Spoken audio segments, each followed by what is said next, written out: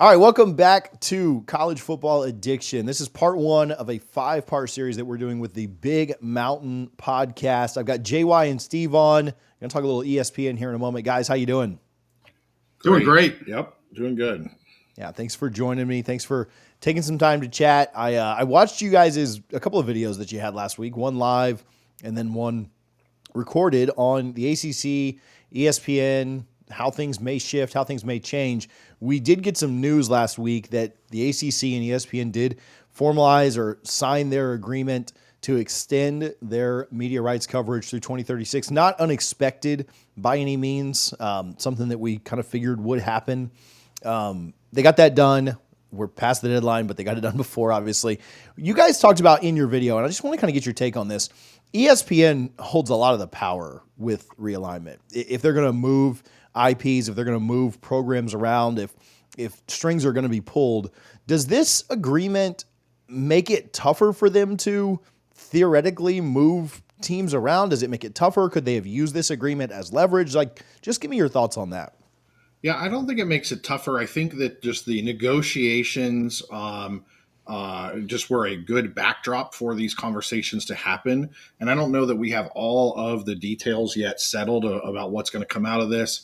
I know there's speculation that FSU and maybe Clemson, maybe UNC will get a little extra revenue share and different things. So I think this was just a really good opportunity while they were negotiating, extending the contract, also talk about, hey, we have these IPs we want to keep under our umbrella. And that's the way that it was basically explained to me that ESPN, and I know, the FSU fan base doesn't want to hear this, but ESPN really wants to keep Florida State, North Carolina, and I think Clemson as well in their umbrella. Whatever that takes, whether that's staying in the ACC or potentially moving later on to the SEC, either sooner rather than later. I don't think it makes it harder. I think it's just part of that conversation. And in other things, like we have the Apple ecosystem, the Google ecosystem. I think the way ESPN looks at it is they have an ecosystem here. The ACC is part of that. The SEC is part of that, and all of these intellectual properties, they're in that ecosystem, and they want to keep them. So I don't look at it as something harder, because basically the person who's paying the bills, or the entity that's paying the bills now for both the ACC and ESPN, is Disney. I mean, ACC and SEC is Disney, ESPN. So I don't think it really makes it any harder. But one thing, again, we talked about it on our show.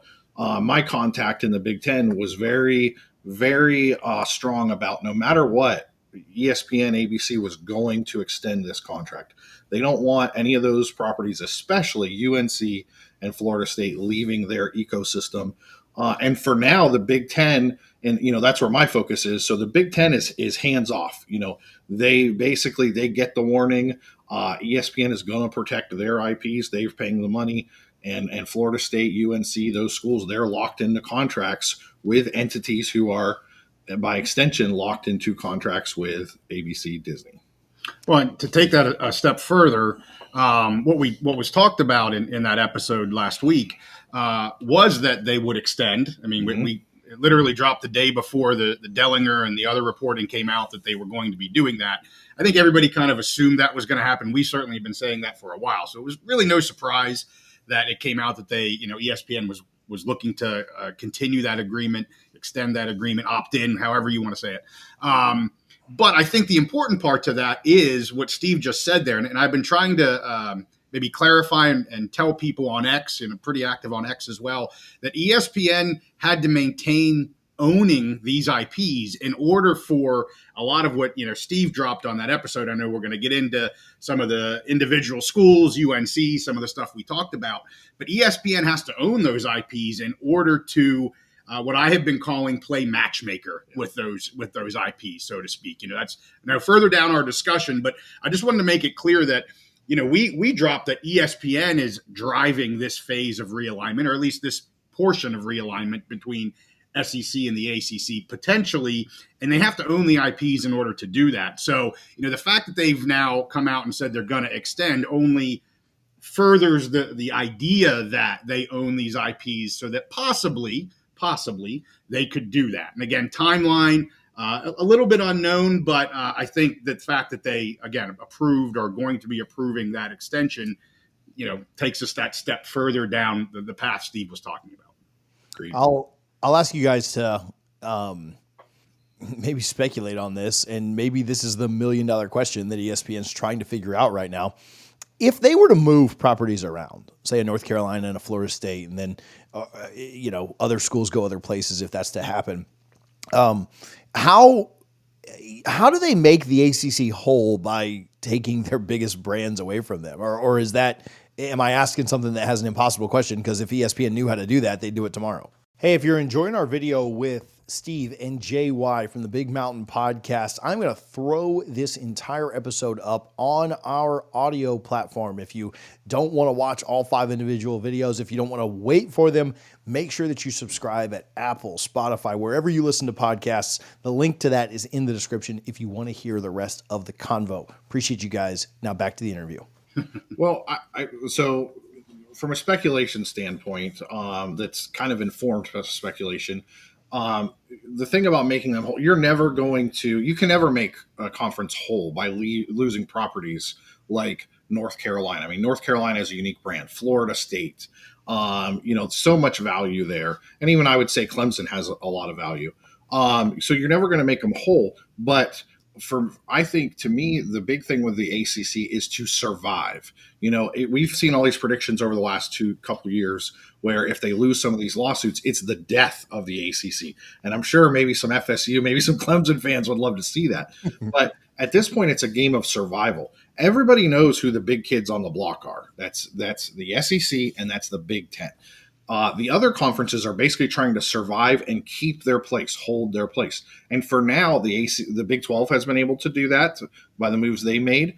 And it seems like the ACC is ensuring that with a partner in ESPN. ESPN wants the ACC to survive. They love the contract they have, the number they're paying. They're keeping those properties and they're keeping that inventory.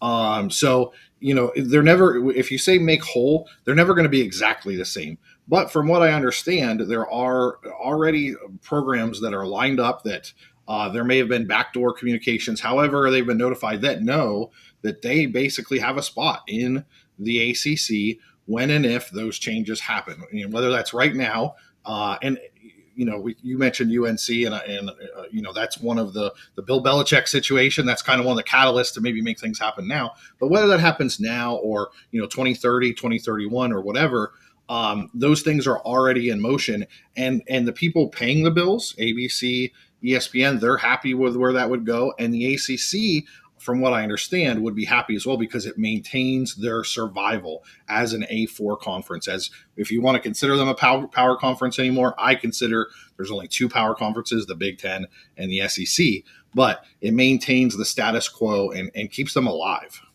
Steve, with that, if I can just throw something out, because we've received questions and comments on an idea here. When you say moving properties around, it's not as easy as that. Right. I mean, when Steve says moving properties and I say matchmaker, it's way more complex than we would have time to get into here in this discussion. But one item that comes up is it tortious interference? I struggle sometimes with the legal terminology, but tortious interference, where you've got an outside party coming in trying to steal an IP. A lot of that was talked about and speculated with Florida State. Is the Big Ten having backdoor conversations with Florida State because they have a potential landing spot? And there's always kind of speculation about that. But the tortious interference piece is a legal problem. But I'll throw my idea out, and then I'd love to hear from you and obviously TJ. But we're talking about ESPN owning these properties. I kind of get back to what I said the first time. Like, ESPN isn't interfering with UNC. It would be a deal, kind of, again, a matchmaking deal that they're going to the ACC, talking about their properties. And getting back to your question, what's the ACC going to be getting for that in order to get the matchups maybe that ESPN wants? A UNC versus a Georgia versus a Bama versus a Tennessee versus the SEC schools, instead of a UNC, the Belichick factor, versus a Georgia Tech, a Syracuse, a Boston College. And I'm not trying to minimize those schools in any way, but it's all about the eyeballs for ESPN. That's honestly all they care about for the most part, getting the best product that they can. So do you have any comments on that? Well, I would say the thing is ESPN's not going to go around the ACC Yeah. without their knowledge and talk to these schools. They're going to do all of this above board, and they're in contracts with both of those conferences.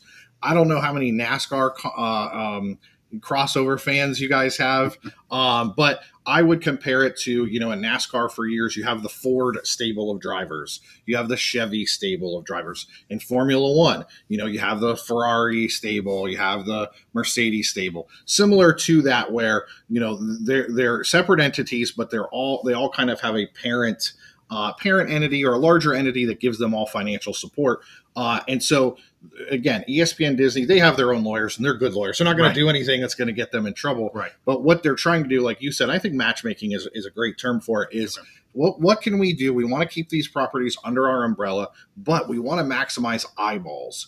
Maximize ratings, because that's what brings in money. That's what drives revenue. So what can we do? Can we set up some kind of situation where we match, these teams like you mentioned? Do we need to move them from one to conference to another? There's a lot of different possibilities. But the big thing that I know is that ESPN, ABC, they want to keep UNC and Florida State and maybe a couple other schools under that umbrella, but be able to maximize their potential. Because honestly, a UNC and a Florida State playing Wake Forest, that's not maximizing eyeballs for anybody. I'm not taking a shot at Wake Forest. I think Wake Forest is a great institution. I hope they continue to be able to play D1 football. But no one is maximizing their revenue returns on that matchup. They want to see Florida State, North Carolina, Clemson playing the big boys.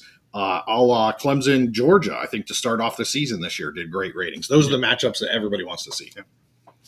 Some of the reporting, and it seems like, what is hopeful maybe on the ACC side is that they can get Florida State and Clemson to drop lawsuits and then maybe play through the 2030 season. The 2031 academic calendar is when it would get into. Compromise there, right? Hey, you drop the lawsuits, we'll maybe pay you a little bit more, sweeten your pot a little bit. You can leave a little sooner. Maybe we reduce the ask on a buyout at that point. Is it 100% speculation here? Is it more likely now if that goes through, right? That is what happens. Is it more likely that Florida State, Clemson, North Carolina would play through the 2030 season? Or is it more likely that some of this matchmaking may happen prior to? Well, it's hard to tell which one will be more likely. But as far as that first speculation, I think it makes a lot of sense. It lines up with timelines. From my end, the Big Ten, they're not really interested in doing anything unless an amazing opportunity presents itself. But they're perfectly content going to that 2030, 2031 timeframe, which will be the time that their next media deal is open, which is an opportunity to add more revenue, because you want to add more revenue to the total pie before you start splitting it up again. So I think that makes a lot of sense. I think that for FSU, Clemson, UNC, any of those members that were looking to leave, gets them out a little earlier, at least gives them options earlier. So I can't really say which one is more likely, but I will say I think it makes a lot of sense from both sides. Because if you're FSU, okay, we're going to get out eventually. We have a time frame where we're going to get out. We can stop spending money on these lawsuits. And at that point, we have potentially two suitors will both have open spots or be in a position to be negotiating a new media deal where they may want to add partners. So I think it makes a lot of sense. But I think the on the other side of that is, maybe ESPN wants to make something happen before that. Because again, from everything I'm hearing, ESPN really wants to do whatever it takes to keep UNC specifically, Florida State specifically, maybe Clemson in that umbrella and ecosystem. So they may force the ACC's hands a little bit early. Again, whether that's moving them over to the SEC or creating a new structure within the ACC where some of those premier teams get more money, which I think is essentially what Florida State is really looking for. At the end of the day, there's all these other things, they didn't fight for us enough or this or that, but money makes every deal kind of happen. So I don't know which one is more likely, but like I said, I think it makes a lot of sense for everybody that route.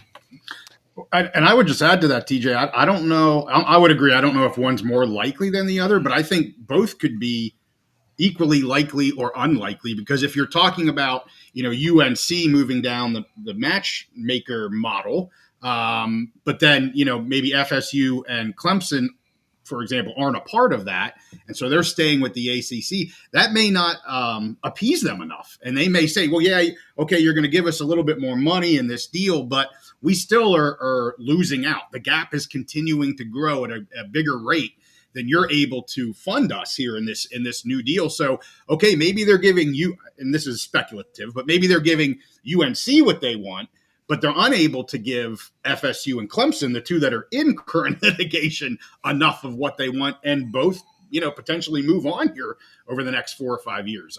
It's a really interesting question. We certainly don't have an answer, but we try.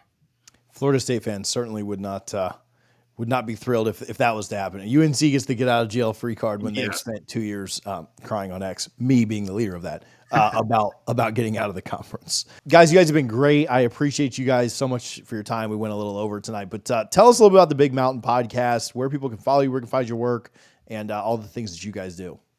Yeah, so the main channel's Big Mountain Podcast on YouTube. Started about 1.5 years ago, so we're not on any of those streaming platforms yet in terms of Spotify or anything like that. Trying to get there. But you can catch us on YouTube. We drop 3 or 4 times a week. We do live episodes Wednesday evenings, 8:30 Eastern. Love to have people join us. And I will say you're probably the first person that took notes, TJ. So I'm going to give you that award. It sounds good. So that's you. We're both on X as well. So at TBM_JY and at TBM_Steve. You can follow us on there. I'm pretty active right now with the whole Pac and Mountain West and just Western football in general. I'm the Western guy. Steve's more of the Big Ten Eastern guy. We like to think that's what makes us a pretty good channel. And if I could just add, we focus on the Big Ten and the Mountain West. I think the one of the things that makes us unique is we're 2 regular guys. We don't work in the media. Both of us work kind of in the intersection of where kind of government and education intersect. So it gives us a unique background because we cover expansion, conference realignment and expansion, and these lawsuits all across the country, not just in the Big Ten and Mountain West. Right. I think we have a unique perspective on these lawsuits, on how the things work. And we really like to do deep dives into the lawsuits, into the realignment issues, and look past because I think most fans just kind of look at this team is good at football, so they need to move to this conference. It doesn't work that way. It's not as simple. There's so many things behind the scenes with the law, with government, with the power players that write the checks. And we really like to look at that and kind of dig a little deeper than just the headlines at the surface. And I want to thank you, TJ, for having us on here. Really appreciate the invite. Yeah. No, you guys are awesome. I really enjoy, your content. I think you guys have really good conversations. It's so natural. I enjoy tuning in, so we will certainly link all of that stuff in the description because more people need to go check it out. This is a newer channel that I started about 1 year ago, but we have a lot of Big Ten fans, and so hopefully they're going and checking you out. But for the ACC folks that tune in, SEC, whatever, it is really interesting. And we touched on several different things tonight, and I feel like mentioned just about every conference under the sun when doing it. So no, it is really good stuff, and I appreciate you guys. Thank you so much. Appreciate it. I appreciate the Big Mountain Podcast, both Steve and JY, for jumping on to chat with us tonight. I'm going to link both their social medias and their YouTube channel in the description. Make sure that you go check them out. They do phenomenal work. I wouldn't bring just anybody on this channel. I promise you that. Steve and JY, the Big Mountain Podcast. Make sure that you go check them out. If you're not already subscribed to College Football Addiction, we have done 5 total segments with them on Conference Realignment, breaking down every angle of it, from the Big Ten to the SEC to ESPN, UNC, Florida State, Clemson, Miami, all of it. Make sure you're subscribed here so that you don't miss any of it.